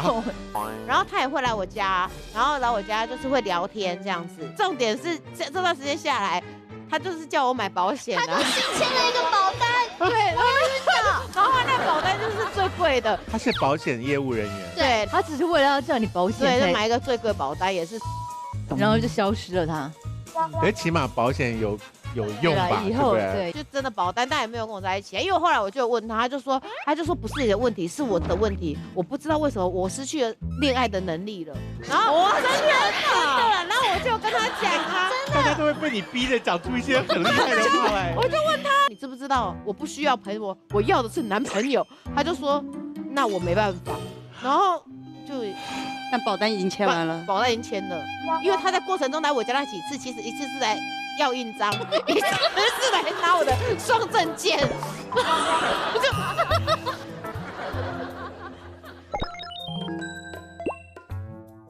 他可能就是太迫切的想谈恋爱了。如果你这个事情是一个无所谓的事情，那可能就会保持一个理智的状态。但是如果他迫切的想谈恋爱的话，那可能在我们正常人看来，多么低级的骗术，他都会觉得这不是的。我感觉识别这种企图心是在我们日常和其他人交往的经验之中自然形成的一种东西。但是很明显，这个叫小甜甜的人，他已经没有这种能力。像刚才他说，我现在不想恋爱，我想恋爱的时候会打给你。我们正常理解这一句中文的话，都会理解成被拒绝。但是他居然能把这个意思翻译成他还有希望，那也就是说他对这个语言的理解能力已经完全根据他欲望来走，对恋爱一种盲目的状态。因此他就非常需要一只导盲犬，就是你可以随时跟他这个讨论你现在的进展情况，让他给你提一些意见，把他扶上一个轨道之后，他再让他自立。只凭自立的话，他的这种判断能力是非常困难的。所以那个30天快乐，对，那个很有趣。它本来就是像一个骰子的形状，然后你每一天你可以抽一张，然后它每一张有不同的小任务，比如说有的就是去购物，或者有的是跟朋友恶作剧，或者有的是放自己1天假，就每天会有一个小任务。可是那个是你本来要送给男友的，就男友都分了，你还有心情玩他剩下来的东西。可我觉得快乐挑战很可爱，我想要知道有哪些挑战可以变快乐啊？有没有真的是比较特别的啊？因为刚才那几个都很无聊哎。怎么会？例如说把头放到鳄鱼的嘴巴，这太危险了。如果甜甜这样做，我们都会快乐。你自己说特别一点的，太危险了。所以那30个都是一些这种废话，是不是？就是要懂得生活的一些小挑战。那你那个房间，如果男生觉得粉红色跟小花朵还有牡丹都有点让他们扫兴的话，你会改吗？可是那是我的房间，因为粉红色是我最喜欢的颜色啊，不然我们可以去客厅啊。客厅是白的吗？紫色，墙壁白的，沙发紫色、黑色。我觉得你的狗应该有帮一些忙哎，它表现得很好。我的狗超级可爱的。因为刚刚甜甜的狗好像没有任何想要跟人沟通的欲望啊。甜甜的狗很像外星人啊。不会啊，他就只是期待食物，你给他食物，他就跟你互动。可是他的狗都还会特技，就可以互动啊。他的狗有去上课，我家的狗没有啊。那你干嘛不带他去上课？我的钱都去帮人家缴东西啊，没有帮狗付学费，我就没有钱帮狗付学费啊。那你自己学一些招式嘛。我不要你，要倒下来啊！没有人跟我玩啊。好，那有一些东西带来了，对不对？对。好，我们可以打开看一下。好，那让我们一起来打开闲衣柜吧。那个光剑是壁灯，然后它可以换很多颜色，超级可爱的。光剑真的很讨喜耶。对呀，而且它不是只是废物，它还是灯。可是我不太确定《星际大战》这件事情，因为它还是一个颇有年份的。对，现在没有男生在喜欢《星球大战》了吧？就我不太确定，就比方说他们会不会，你们是会自诩为是《星际大战》粉丝的举手好吗？只有一位。那你们都收集什么？海贼王比较多。海贼王。海贼王。你怎么会有灵感《星际大战》会讨男生喜欢？我那时候觉得他是很可爱的反派，我没有想要讨男生喜欢，只是刚好男生看到都会觉得说，就特别来看一下，我就知道，原来男生也喜欢。所以到你家也是看完《星际大战》那天就走吗？他站在阳台，没有啦。好，除了《星际大战》之外，你的吸引男生的招数还有什么？还有那个快乐挑战30天，你们要不要抽一下那个小任务？你给 S 吧。怎么抽？是这样抽。你先打开，把它撒开来。撒开，乱甩。对，可以。好，你抽一张。格子里是什么 ？Have a smoothie。去吃一杯那个冰淇淋奶昔。我最讨厌吃冰淇淋奶昔。就这样。对啊，这个好无聊啊。那如果刚好他生理期呢？这个可以让他走而且我很讨厌吃冰哎。你养生了。这个去还留？当然是。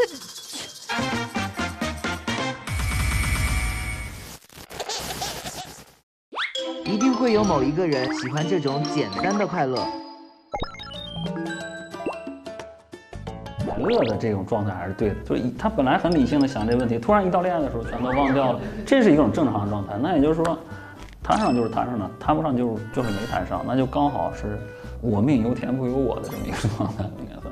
这个姑娘不是特别的理智，但是呢，这个姑娘好像行动力还比较强，因为她买了那个跟自己订契约的盒子，她内心至少有这样一个有执行力、自我的这样的一个诉求。还有她这星球大战的这个，我感觉经常有些女生啊，就是为了拉话题跟男生说我喜欢球，那其实根本就不看。你一说你喜欢球吧，我就跟你谈球。谈球的时候会有一种期待，就是我说这个你要懂。对。结果说什么不懂，反而会就是种下一个负印象。所以自己是什么样的就是什么样。对。做自己就好了，不要去想太多。如果能够欣赏到他的人的话，自然就会过来；如果不欣赏的话，那么你演是演不像的。因为我很讨厌公仔，还有公仔旁边的一些周边商品。为什么？我看他们不顺眼。好，星辰，所以都要去了。我们让凯乐保留一个权利，你可以留一样，你要留哪一样？那个小的黑武士，它是狗狗的玩具，可以留吗？好可爱哦，很可爱。这个让他留下吧。我觉得可以留下来，可以吗？换你的那个乌鸦，就你的乌鸦换成它，我觉得不错。什么？你很喜欢这个啊？我没有，我喜欢那个大的，我会去闲鱼上面把它标下来。对啊，那大的很可爱啊，超级可爱。它就是一个布偶嘛，是不是？它同时也是狗玩具。所以是狗玩过的了。对，狗玩过。狗玩过的话，我就让给闲鱼上面其他的人。所以这个小的让它保留，小的保留哈。谢谢。那其他就要上车喽。好，上闲鱼车，所以谢谢你让他们找到新的主人。接下来我们要看的是大王的家哈，我们来看。Hello， 大家好，我是大王，我是一个非常热衷于恋爱的女孩。那一个热衷于恋爱的女孩的家里，会有很多就是可以教你如何收获男性关注的一些小物件。我觉得我可以跟大家分享一下。首先来，我们往里走一下。好华丽哦！你接下来看到的呢，就是我的客厅。在我的客厅里呢，有非常多的东西可以给你们展示，比如说凯瑞的狗，我室友的狗。我经常去小区走动的时候，会发现一些遛狗的男孩长得很好看。这个时候我就要跟我室友申请，我要借他的狗出去遛。可能我借1周之后，我就会跟那些小区好看的遛狗的男生产生非常近距离的接触，让他们知道我是一个有爱心的女孩。洗好累。然后接下来再看，看到了吗？在客厅最显眼的是什么？按摩椅。在客厅最显眼的是什么？是我本人。看到没有？那件衣服好丑啊！好丑啊！就我在家穿的。这就是我平时练腰的一个设备，因为我以前有一段时间挺胖的，差不多130几斤吧，那个时候疫情原为0，所以后来我就立志要减肥，练出马甲线，我就开始认真的健身，买了一些健身的器材。这个东西看似简单，但其实非常的难，对你的腰部力量要求非常高。只要你把自己练成0至0，没有男人会不爱你。再来看一下我的一些哑铃，从1公斤到3公斤到4公斤，各种选择。加油啊！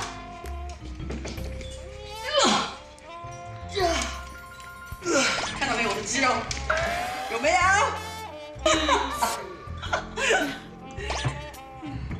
我的房间在2楼，我的房间很小，东西不多，但是很多东西都很经典。比如说我心爱的小丸子，我的小丸子是我生活中非常重要的一个斩男神器，因为我平时在外面呈现的状态可能就是比较 man， 然后比较强势一些，这个时候一定要让男生不要害怕你，不要害怕跟你谈恋爱，所以你就要在隐约当中就是告诉他们，我喜欢小丸子这种可爱的东西，其实我也是很少女的，让他们感受到我内心也是一个很柔弱的女孩。大王给男生一个很好的印象是恋爱交友中重要的一条，毕竟真诚相待才有机会交到一个爱自己的人呢。跟大家看一个就是多年以来一直陪伴在我身边陪我睡觉的一位男孩吧，Mr. Right。这位先生就是我的天才，哇，身从他的材超好，发型到长相到身材，就是完全就是我的挚爱。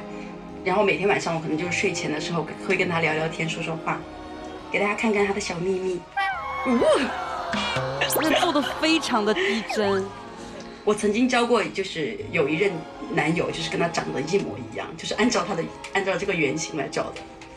其实我的东西真的很少，因为我觉得要追求男生或吸引男生，最重要的还是要靠自己的一些性格啊、身材啊和一些比较精致的小物件，就是东西多没有用。你看我别的东西都很小，但是我有一个很大的道具，就是我的维密翅膀。这对维密翅膀也太夸张了吧！找恋人不一定非要去迎合男生的审美，这样反而会让自己失去特有的魅力。哎呀，这个维密翅膀呢，就是让男生知道，就是如果你喜欢维密的模特儿，我也可以1秒钟变成你的心意。好烂的东西哦！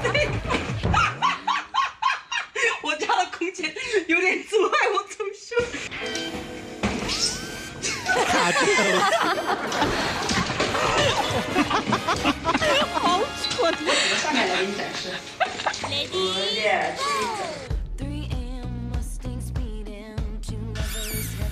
男生多喜欢这种维密模特啊！也有人喜欢这个。I want to feel Andrew。大王过度迎合男生审美，将男友幻想的过于完美，都可能成为单身的罪魁祸首哦。我们今天就把大王的健腹肌、小丸子之家、男模娃娃、维密天使翅膀拿到现场，让大家来评判一下这个物品到底该不该被断舍离掉吧。好的，怎么样？我家是不是正常很多？你家大王家很正常。对啊，就很简单的东西。然后小丸子是真的喜欢吗？小丸子是因为我本身觉得她很可爱，然后后来我发现，就是因为我外表的确很强势，别人会觉得我很凶。但是我每次跟男生讲我喜欢小丸子的时候，他们就会那个眼神流露出好像我有一点，怎么可能？对。可是因为你这个声音，人家就会觉得那个只是你沧桑的过去啊。烟酒嗓真的会让男生动心吗？所以你就不要做太不能像他这样子一直讲话，你就慢慢讲话，然后低沉一点，别人不会觉得你很像大妈。你很像啊，你像啊，你超像，还好吧？那个，我记得你第一眼看到大王的时候，你觉得他几岁啊？ 26、27岁吧。你看，对，你会觉得第低沉的嗓音很扫兴吗？还是很性感？我觉得还好，因为我看大王是那个奇葩说嘛，因为我看奇葩说我很喜欢他，我觉得挺好的，对。而且我刚才听他唱歌，挺吸引我的。那你是做什么的？做金融。合适。可以互换 WeChat 吗？可以啊。真的吗？真的。我待会儿就在那个门口等你哦。好。哦，真的吗？有人会为了歌声愿意跟一个女生认得？我觉得有可能哎。会啊。他刚衣服穿成这样哎。那个就是我也不知道，就那天在家就穿了那个。哎，他有好的照片的，显露身材的。吴先生，你好好看一下。哦。就是刚开始练的时候。很好哎。你为什么会有这个意志力？就为了得到爱情啊。吴静，这个有加分吗？有。请问你也健身吗？健身。那我们可以一起健。因为我看你家里也有一些那健身器材嘛。对。你们可以约半夜洗车，然后把甜甜拿去洗那个车就好。我不要看别人约会，我可能会跟某一位就是去忙啊。哪一位啊？去忙。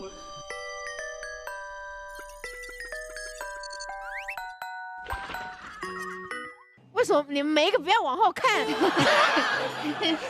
那边还闪开是什么意思？你太过分了！我手一举，他们每个都。我很不喜欢这种画面，你们知道吗？所以星辰有带东西来吧？有，麻烦你，我们一起打开咸鱼。会吧？哎呀，你的翅膀！那个男娃娃拿过来看一下吧，因为徐熙娣刚刚有问说为什么买了这一款，它是人的质感。我摸摸看。对，很逼真，跟你讲，好像真的，真假的？我是在网上搜那个假男友搜到的。哦，可是他是有点，他这样哎，哎，他长这样 OK 吗？他的长相身材是我的天菜，但我在没有男人的时候，他可以陪着我，就晚上有一些心里话就会跟他聊天。你跟他讲什么？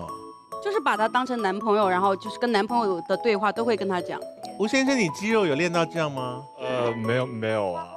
好，我觉得这件事我觉得很诡异，我也觉得很诡异。你是不是只要有了男友，这个东西就会收起来？对，在所有你的物品当中，我觉得你有一个大的误会，就是那对维密翅膀。那个是我还没有派上用场，那个是我买来我就想说以后我有男朋友了，我在家就可以给他走秀，因为男生不都很喜欢那个维密那些模特吗？那是喜欢那些模特，不是喜欢那个翅膀啊。对呀，你那个翅膀真的是不懂，我不相信你们两个，我觉得要问男生，他们就是觉得。哎，吴先生，你觉得翅膀 OK 吗？很漂亮。你会想要看他穿翅膀？犹豫了啊，他不想看。我现在就给你看。你穿上我看看。哎，我在家这样子给你，就是给你做饭，然后给你倒茶倒水，不是性感吗？他想要走秀，我们得完成这个愿望。我让翱翔跟吴京两个陪你走好了，好不好？好。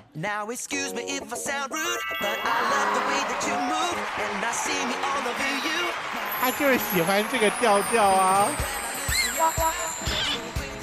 你不管他们就自己回来。来飘羽毛，好，谢谢两位男士，谢谢。你这个很麻烦哎，这个你可以飞起来啊！不是，不要幻想了。那就是他们两个是杨过跟小龙女，你是那只大雕啊。S， 请问你觉得去还是留呢？你说这个翅膀吗？还是翅膀以及小丸子还有小丸子不能运动器材，小丸子不能买。我觉得运动器材可以留，其他的。愿每一件物品都遇到需要它的人。所以他说小丸子要留是吗？因为小丸子是那个小丸子之家是前男友520送给我的礼物。前男友送的东西你留干嘛？小丸子是我特别喜欢的东西，所以我舍不得丢。不是因为还爱前男友，我不爱他，但是我爱小丸子。所以健身器材跟小丸子你要留小丸子。我可以留这个男的吗？他超越小丸子吗？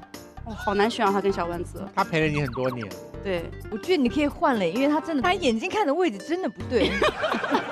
你跟别人讲话一直这样，不是，还是他本来眼镜位置是对的，是大王跟他讲话讲到他受不了，快受不了了。对，这个也上闲鱼车吧？那小丸子就留下来喽。我要留小丸子。哎，它好像要飞起来了一样。让我成长。我在咸鱼上，乘着翅膀飞吧 ，Roger。这个在咸鱼上应该会大火吧？这个。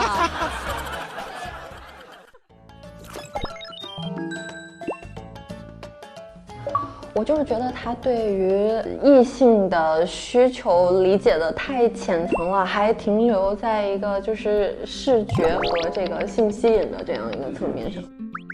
大王他看起来非常的外向，非常的所谓的那个强势，但是我觉得他其实不是特别自信。对，他可能没有太大的自信，接住对方的就是仔细聆听对方的这个叙述，而把对方这个叙述消化掉，用一个非常简单的方式进行一个沟通。那也就是说，他所谓的形式上的掌握主导权，其实是完全是就是暴露自己是应该一直处在一个弱势的位置。这种交流方式是一个非常单方向的，它不是一个双方向的交流方式，在某种意义上讲，对别人也是不是特别尊重。所以很慷慨的呢，谢谢大王也把 Eddie 还有维密翅膀都送上了我们的咸鱼车。断舍离的意义并不是在于把东西通通都给丢弃，而是送到别的地方去，让他们散发新的价值。那今天我们的10位男生手上有板子，对不对？啊，对面有3位女生，所以这3个女生当中有一个你愿意跟她单独吃一顿饭的，你最想跟她单独吃一顿饭是哪一个？只可以写一个。吃饭为重点，是不是？吃一顿饭，1对1的吃一顿饭。我很会讲口感哦。啊？就是我很会讲口感，哇，这只鱼好美味啊，它鲜嫩多汁。我觉得你不要再讲了，本来要写你的人可能已经现在要擦掉了。好，我偷看一下，如果 OK， 我再跟大家讲啊。哎呦，除了吴静之外，其他的人都可以把牌子举起来哈。来，蝴蝶、大王、甜，哎呦，小甜甜，哦天哪！甜甜，你有人呢？哎，大王票数很多哎。为什么不？我以为是凯乐会多一点。我跟你讲，他笑不了多久了，因为最重要的那一张答案我还没有揭晓啊。我天哪！其他答案都盖下来吧哈。好，吴静来，我看看你写的谁。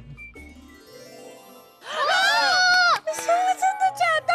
谢谢你，谢谢，哇，好开心哦！你恋爱的时间好短哦！啊，你也太好笑了吧，你这个人！可是为什么会是甜甜呢？我懂他的心情，他很怕被我们敲定了大王，他脱不了身。对，他最后挣扎着逃生了。我真的接受不了啊！我真的觉得男人的嘴骗人的鬼。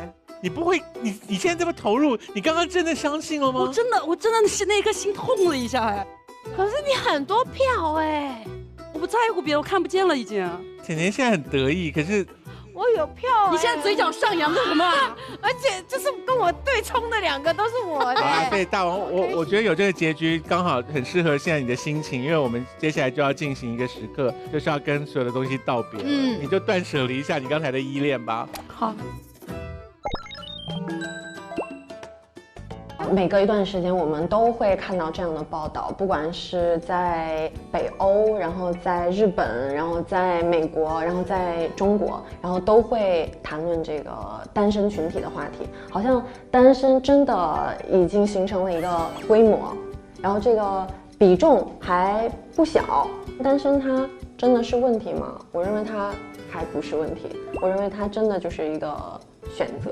我觉得就是单身是不是问题这个事情要具体到某一个人身上，什么样的人他至少不太是问题的话，我觉得要符合3个条件。那第一个条件是你物质上的独立，第2个条件是你精神上的独立，第3个条件是你技能上的独立。这3方面有了，就一切都不是问题。因为刚才也说了一些，分析了一些东西，但是分析这东西我还在强调，因为这并没有恋爱这门科学，所以没有什么法则。我们说的也都是一些个人性的、一般性的意见。那么每个人就更没必要去担心啊，去恐惧啊，只要去非常自然的、有勇气的面对自己的这个状态就可以了。我们现在进行的是咸鱼擦亮时刻。